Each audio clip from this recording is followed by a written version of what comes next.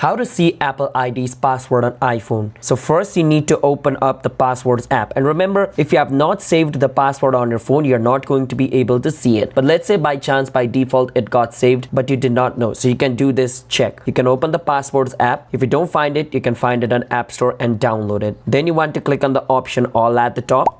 And over here, if you see your Apple ID, you can click on it and verify your Face ID, and it's going to show you your password. And if you don't find your password over there, then maybe it was saved on your browser. So you need to open up your browser first, and on your browser you want to search for Google account, and then you want to click on Google accounts, and it's going to show you your Google account like this. At the top you can see the search icon, click on it, and over here write password, and it's going to show you password manager, click on it. And over here you might find your Apple ID's password. If you see it, you can click on it, enter your Google account's password, and see your Apple ID's password. And if you're unable to see your password even after doing all this, the main thing you can do, or the only thing that's left for you to do, is just reset your iPhone's password into a newer one. That's the only method you have now. So subscribe to our channel for more videos like this.